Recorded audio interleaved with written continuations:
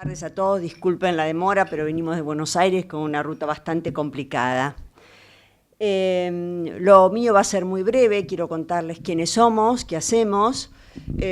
Bueno, como dijo la presentadora, yo estoy a cargo del Laboratorio de Genética Aplicada de la Sociedad Rural Argentina. Y bueno, ustedes saben que la Sociedad Rural Argentina es una sociedad de fomento agropecuario, pero también es una entidad donde se inscriben las principales razas bovinas, equinas, de pedigrí, por supuesto, porcinos y ovinos. En el año 1973, justamente, para garantizar el registro de estas especies, la Sociedad Rural decide crear este laboratorio, que en su momento se llamó Laboratorio de Inmunogenética, porque en ese momento se utilizaban los grupos sanguíneos para la verificación de parentesco. O sea, cada vez que alguien quería inscribir una cría, tenía que verificar, no se hacía antes, era simplemente por fe, una declaración jurada, pero cuando sobreviene una técnica científica para sostener esto, se aplica la verificación de parentesco para inscribir los ejemplares en los registros. En el año aproximadamente 2004 sobrevienen las técnicas moleculares que dieron un gran progreso a la tecnología, entonces los grupos sanguíneos fueron reemplazados por el ADN.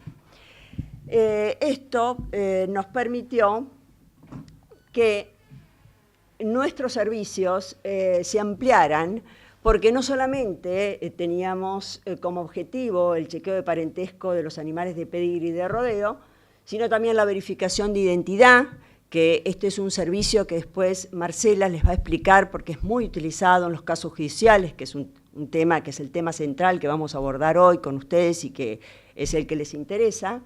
Después también se hacen test genéticos y se determinan enfermedades genéticas en varias especies, en bovinos, en equinos, en perros y en gatos también. Por eso hemos ampliado un montón el tipo de servicios que damos. Y por supuesto, en la resolución de casos judiciales. Todo esto que les estoy contando se aplica a todas las especies que se inscriben en la sociedad rural y hasta algunas que no se inscriben. Por supuesto, las principales especies son bovinos, equinos, ovinos, porcinos, camélidos, ciervos y últimamente también estamos incluyendo a especies pequeñas como perros y gatos. Esta cantidad de servicios que damos nos ha permitido tener una muy importante base de datos. Como para que tengan una idea, para contarles la dimensión de la base de datos que tenemos, este último análisis, este último año, y solamente tomando las especies bovinos y equinos, en bovinos hicimos 16.590 perfiles genéticos y chequeos de parentesco o verificaciones de identidad, en equinos 14.252, pero a lo largo de toda nuestra trayectoria ya llevamos más de 200.000 bovinos analizados, 200.000 equinos, con los cuales muchas veces esto es muy importante cuando hay que verificar una identidad de un ejemplar que ha sido previamente ya analizado, tenemos una base muy importante de datos. No, esto ya es para Marcela. Lo que les quería comentar es que a raíz, nosotros, para concentrarnos específicamente en lo que se refiere a la resolución de casos judiciales, bueno, si bien, como les comenté, no hemos comenzado como un laboratorio forense, la verdad que el hecho de recibir distintos y bastantes cantidades de casos judiciales, fuimos adquiriendo experiencia. En este punto, y ya entrando más a lo que a ustedes les interesa, es qué fue lo que nosotros fuimos notando en estos casos judiciales, que es, por ejemplo, Por supuesto, todos estos casos judiciales se toman totalmente personalizados, pero nos encontrábamos con una serie de dudas, de inconsistencias entre las muestras que nos traían y los oficios, por ejemplo. ¿A qué me refiero con esto puntualmente? Las muestras que venían hasta el laboratorio, muchas veces notábamos que no era la muestra indicada, o sea, no había un levantamiento adecuado de la muestra a partir de la cual se podía obtener ADN. En otras circunstancias no venía lo suficientemente bien aclarado la identificación de esa muestra. Otras veces no estaba transportado adecuadamente como para que llegara al laboratorio en condiciones que realmente pudieran ser procesadas. Muchas veces los oficios no se condecían con las evidencias que nos traían. Bueno, esto se los cuento brevemente. Yo creo que a medida que la doctora Martínez le cuente específicamente el tipo de casos judiciales que hemos recibido y lo que hemos vivido, me parece que después va a dar lugar a un debate que puede llegar a ser interesante. A raíz de este tema, y con esto termino para que Marcela comience su exposición, el año pasado, y justamente por estas inconsistencias que nosotros fuimos detectando en los casos judiciales recibidos, charlando con el doctor Hernández Vieira, y junto con el comisario Corlieri y la organización del subcomisario Tonelo, se decidió organizar reuniones semanales con jefaturas zonales. Estas jefaturas zonales estaban compuestas por varias patrullas rurales, las cuales nos organizamos, y a partir de noviembre más o menos del año pasado y hasta enero del 2018, semanalmente venían las patrullas rurales a que la parte técnica del laboratorio les dieran pequeñas charlas acerca de qué tipo de muestra debían levantar, cómo deberían etiquetarlas, cómo debían transportarlas, cómo debían conservarlas. Pero lo más importante de estas charlas, a mi juicio, que participé en algunas, el resto de las estuvo Marcela a cargo, fue el intercambio que tuvimos con esas patrullas rurales. Y lo que notamos, y que después, si quieren, podemos debatir, es que no todas las patrullas rurales actuaban de la misma forma, no tenían los mismos procedimientos. Como para hacerlo sintético, veíamos dos divisiones claras. Las patrullas rurales que no podían hacer absolutamente nada con el levantamiento de los indicios, y patrullas rurales que sí estaban habilitadas para hacerlo. Algunas necesitaban de la policía científica para hacerlo, otras directamente lo podían hacer con la fiscalía de por medio ordenándole que pudiera hacer ese levantamiento. La conclusión es que generalmente, ustedes me dirán, por ahí fueron pocas charlas y no sé si sacamos las conclusiones convenientes, pero las fiscalías temáticas, que son pocas en la provincia, entiendo que son 2 o 3, tienen todo como mucho más organizado, y las patrullas rurales están como más, digamos, entrenadas para este tipo de levantamiento de muestras y de toda la información que nos tienen que traer a nosotros, que para nosotros es fundamental al momento de tener que dar la devolución de un informe, que es fundamental, y que esas muestras realmente el costo que tienen realmente se condiga con el tema de que si alguien trae algo para analizar, realmente tenga una solución, y no que quede una muestra impugnada porque la muestra no es la correcta, o no se sacó suficiente ADN, o se le impugnó porque no viene con determinadas características o una cadena de custodia conveniente. Así que Marcela les va a contar más específicamente los casos que recibimos, los problemas que hemos encontrado. Y bueno, después estamos abiertas por cualquier tipo de preguntas que quieran hacer. Me parece que va a ser enriquecedor con el fin de poder llegar a una conclusión y que los delitos rurales puedan resolverse finalmente. Bueno, buenas tardes a todos. Igual va a ser breve, no se asusten.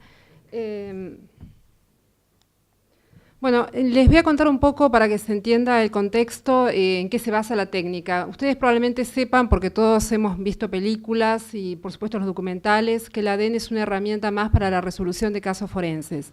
Así como nosotros estamos acostumbrados a verlos en casos que son humanos, en animales se aplica lo mismo. Esto se aplica tanto a delitos de tipo animal como a lo que pueda ser robo de cereales, es decir, todo aquello que permita hacer una trazabilidad biológica de un tipo de muestra.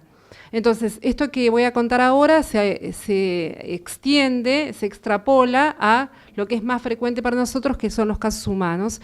Lo vamos a explicar ahora en animales. Entonces, el principio básicamente es que el ADN tomado en ciertas partes del mismo es único para cada individuo. Es decir, solamente tenemos ADN idéntico en dos individuos que son idénticos, por ejemplo, gemelos o clones. En el resto de los casos, todos los individuos de una especie son diferentes entre sí.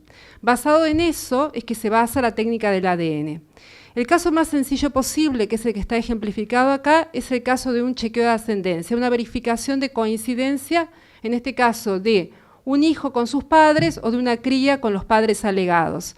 Entonces, fíjense que nosotros estamos comparando acá, aparece arriba lo que es, ¿sí?, el ADN de una cría y está comparada con la madre y el padre alegados, es decir, los que están propuestos.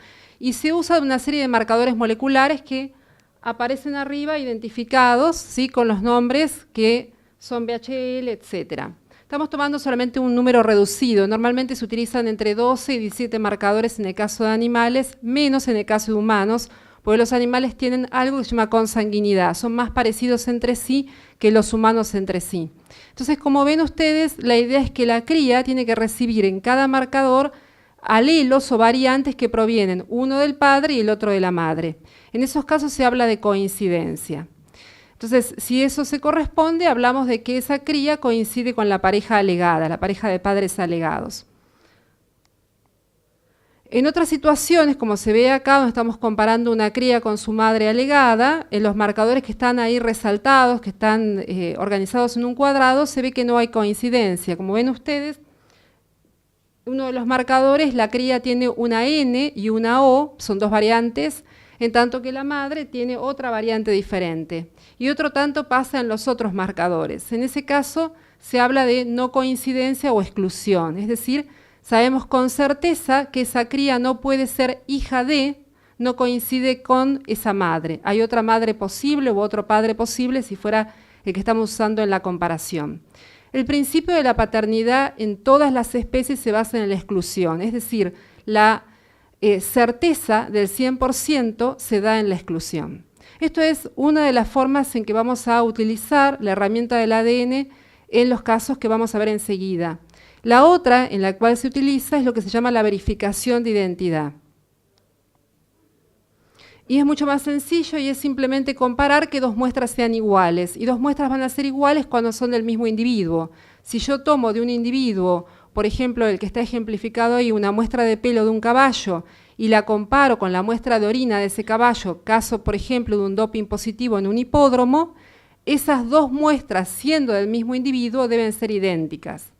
Si yo tengo un faenamiento de un bovino y me quedan restos, me quedan rastros en un campo, la cabeza, por ejemplo, tomo una muestra biológica de la oreja y tengo un perfil genético, y luego decomiso carne en un frigorífico, en un puesto, en una carnicería, en una camioneta, ese ADN debe ser idéntico al de la carne con respecto al que obtuve de la oreja.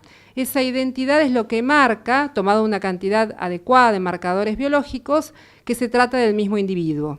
Entonces, vamos a ver enseguida la aplicación de estas dos herramientas en casos concretos.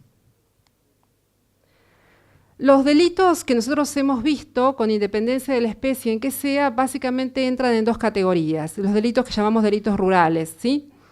Y son el caso de un faenamiento clandestino, que se da, por supuesto, en el caso de la provincia, más que nada en bovinos. En el caso de La Pampa y en el caso de otras provincias hemos tenido casos también de ciervo colorado. Y en ese caso, como comentaban antes en las charlas previas, lo que suele quedar en el campo es lo que no les sirve, lo que no se lleva quien ha hecho el faenamiento, generalmente restos de la carcasa y generalmente la cabeza. La cabeza a nosotros nos es extremadamente útil porque tiene las orejas, y las orejas son útiles porque es lo que menos se degrada, lo que tarda más tiempo en buen estado. ¿Por qué? Porque tiene cartílago. El cartílago es lo que cuando se osifica termina siendo hueso, entonces tiene un tiempo de degradación mucho más lento. Todo lo que es carne, todo lo que es grasa, se degrada a temperatura ambiente mucho más rápido. Entonces, la muestra adecuada a tomar, la que nosotros le instruimos a la policía, estas charlas que contaba Cecilia que hacíamos, era tomar una muestra de la oreja, del pabellón auricular, muy pequeña, no hace falta mucho, porque el ADN es abundante. Entonces, con un fragmento de 5 centímetros por 5, eso es suficiente para hacer la determinación. Eso se conserva de una manera sencilla, en un frasco con alcohol. Unos frascos que uno compra normalmente en la farmacia, con alcohol que se compra en la farmacia, eso preserva. Entonces no hace falta ningún método sofisticado, ni hace falta frío, que es el gran limitante que hay muchas veces en las comisarías o en la forma de transportar. A su vez, por supuesto, en el lugar que se allana, que se sospecha, porque como ustedes comentaron, generalmente la gente a quien le han robado tiene sospechosos. Entonces, donde se allana y hay una muestra sospechada, que generalmente carne en un frigorífico o en una heladera, se toma una muestra y se conserva igual. Esto es, en un frasco rotulado adecuadamente con alcohol. Entonces, eso es lo que sirve para hacer una verificación de identidad. Yo comparo el perfil genético de la carne que se decomisó con el perfil genético de la oreja que se tomó en el lugar donde se hizo ese faenamiento. Ambos deben ser iguales para que la prueba de ADN sirva como tal.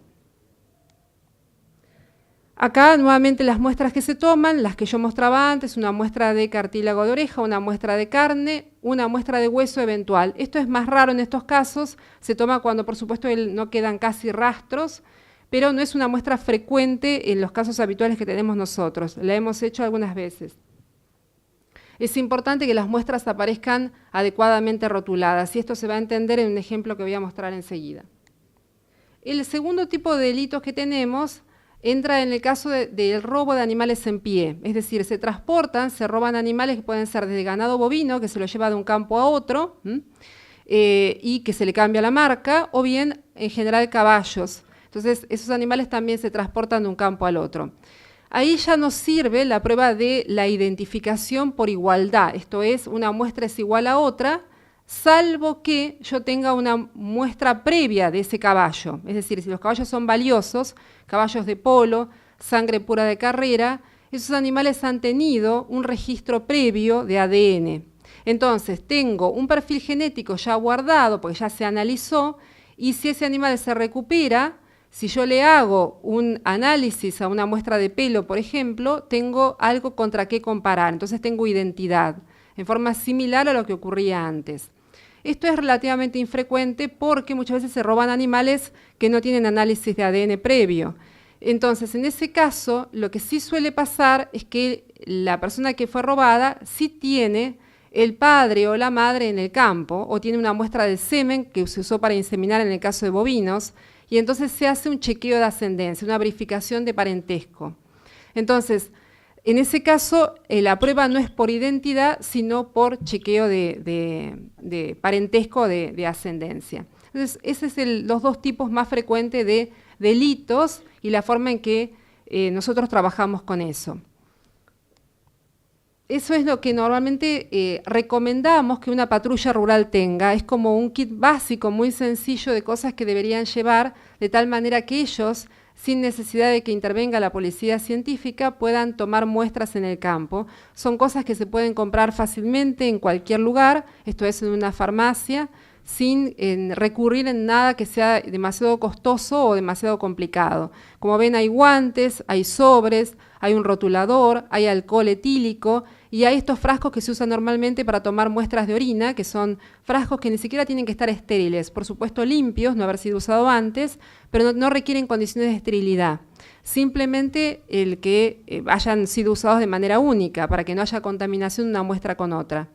Pero bueno, la idea es que eso pueda estar y que no haya necesidad de estar esperando a que llegue alguien para tomar la muestra, que la puedan tomar en el momento en que ese delito se descubre en un campo.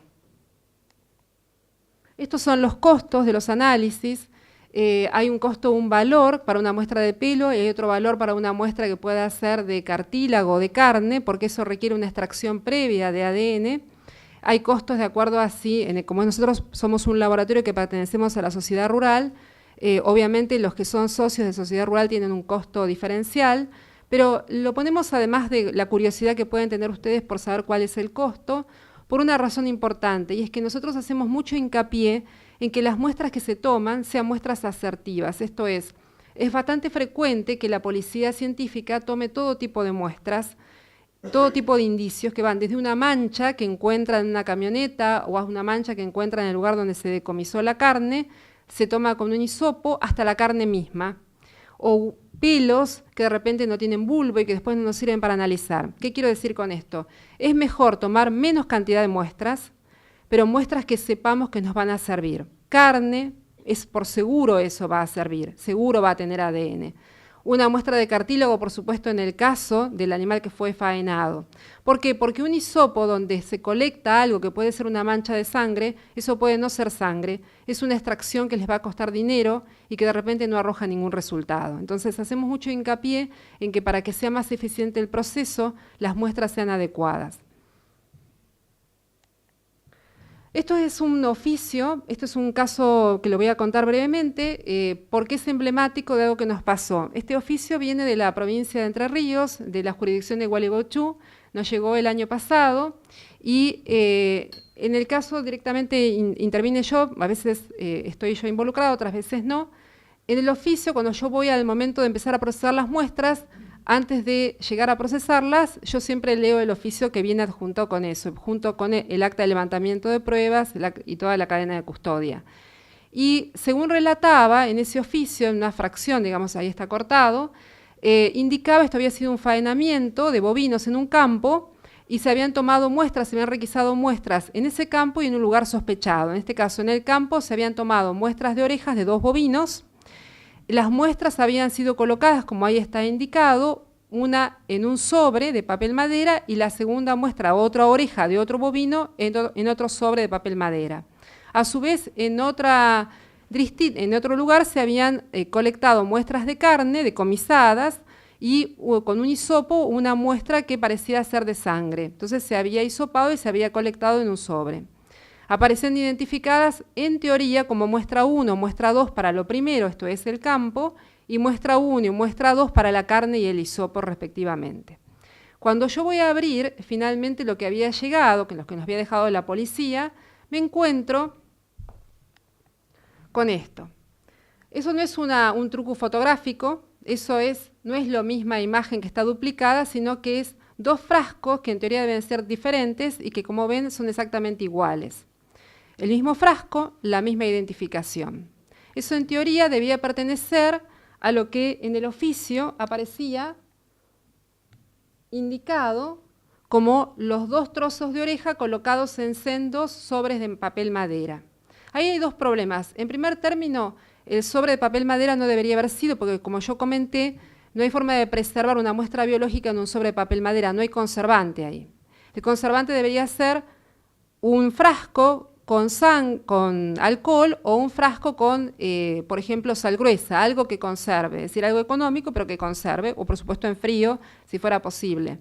Entonces, no se condecía lo que habíamos recibido con el oficio. Entonces ahí se nos plantea la disyuntiva, ¿qué hacemos? ¿Seguimos adelante o nos detenemos? ¿Va a servir esto? Es decir, yo puedo procesarlo, yo sé que voy a obtener ADN, pero la pregunta es, al final de todo, cuando nosotros terminemos, hagamos un informe, ¿alguien lo va a invalidar? Entonces, ese es un punto que para nosotros, por supuesto, como estamos en el medio del proceso, no sabemos cómo termina. Lo que nos salvó fue que, a pesar de que los frascos lucen igual, cuando yo miro por el costado, la parte que no tenía el rótulo, una de las 2 orejas tenía el botón de la caravana, es decir, lo habían cortado de la parte que tenía todavía la caravana y le quedaba el botón. Entonces se podía claramente identificar que eran distintas entre sí. Entonces procesamos, obtuvimos el perfil genético de las 2 orejas, obtuvimos el perfil genético de los otros frascos que tenían, por un lado tenían carne y por otro lado estaba un sobre con un hisopo. Teníamos 4 perfiles genéticos, ¿sí?, de 4 muestras diferentes y procedimos a comparar todo con todo. Bueno, la buena noticia es que, en primer término y como era esperable, las 2 orejas tenían perfiles genéticos distintos, esto es, pertenecían a 2 animales distintos. Era lo esperable porque claramente una tenía la caravana y la otra no lo tenía, correspondían a 2 animales distintos. A su vez, las muestras que habían sido incautadas del lugar que estaba sospechado, una muestra de carne y una muestra de un hisopado, esas 2 muestras tenían el mismo perfil genético, eran del mismo animal, y además eran iguales al perfil genético de una de las orejas y diferente al de la otra. Con lo cual era evidente que el animal que se había carneado y se había faenado en el campo, uno de ellos, la carne y rastros de sangre estaban en el lugar que había sido, se había procedido a incautar esa carne y entonces se había logrado la coincidencia. Finalmente, bueno, se emite el informe, nosotros nunca sabemos después cómo los casos terminan, pero nos sirvió este caso, que fue relativamente más reciente, para mostrar cómo a veces algo que estaba perfectamente hecho, por lo demás el acta de levantamiento de pruebas seguía después correctamente, el oficio no reflejaba lo que había llegado al laboratorio. Entonces, tememos que a veces, al momento de esto llegue a algún tipo de juicio, si es que llega, alguien pueda desestimar el ADN, que como sí es una prueba muy valiosa, porque hay partes previas o partes posteriores que puedan tener algo que no condice con lo que debería ser. Una última cosa como observación, si ustedes se fijan en el recuadro que está abajo, que está en letra pequeña, nosotros siempre cuando terminamos un informe solicitamos que las muestras, que por supuesto queda un remanente de muestra, tanto de la oreja como de la carne, sean retiradas del laboratorio o nos den la indicación de que puedan ser descartadas. En el caso de que no lo sean, nosotros dejamos un periodo prudente de tiempo y luego son descartadas automáticamente porque por la cantidad de espacio que hay en el laboratorio no se puede almacenar todo lo que llega y además está el almacenamiento en frío. Raramente tenemos respuesta a esto, eso es otra inquietud nuestra que nos parece importante porque sabemos que los juicios demoran mucho. Entonces, o las muestras deberían devolverse al lugar de origen o debería haber una orden que indique que puedan ser eliminadas sin riesgo. Bueno, ese es el tipo de informes que sale un informe por escrito que era el anterior, sale un certificado, este certificado lo que muestra es básicamente el perfil genético con los marcadores, en este caso es la muestra de carne que fue decomisada, y indica en el resultado al final que esa muestra de carne coincidió con una de las muestras de oreja y con el hisopado que se colectó. Finalmente, y para terminar, y lo comento porque quizás les sea útil, no porque esté directamente dentro del ámbito de los que son los delitos rurales, el ADN sirve para casi todo, digamos, casi como uno lo ve en las películas, no para todo, pero algunos de los delitos donde ha sido incorporado y que nosotros hemos resuelto casos basados en eso, es, por ejemplo, para determinar el fraude en alimentos, algo que sí puede estar relacionado con esto, que es determinar que un queso que está identificado, por ejemplo, como queso caprino, tiene en realidad, o está confeccionado con leche bovina. Eso, más allá del fraude económico, tiene un fraude alimentario, porque por supuesto hay gente con intolerancia a algunos tipos de leche y por lo tanto el dar ese tipo de fraude tiene una connotación de delito. O hace unos años tuvimos casos de alimentos que habían sido rotulados como de origen bovino y se buscaba determinar, un supermercado americano quería determinar si no tenían restos de carne equina, porque afuera en el exterior eso había sido frecuente. Por supuesto se resuelven casos de caninos, ¿sí? Por las heces que puedan haber quedado, y después otros casos que también hemos recibido son casos de identificación en los animales que tienen doping positivo, en los caballos, en el hipódromo. Muchas veces el criador o el cuidador del animal aduce que la muestra de orina, que es la que se usa para determinar el doping positivo, ha sido cambiada. Entonces se hace una verificación de identidad entre la muestra de orina, es decir, ver si su perfil genético es idéntico al animal que corrió. Bueno, esto es un resumen simplemente de lo que comentó Cecilia hace un momento, como producto de las reuniones que tuvimos con las patrullas rurales.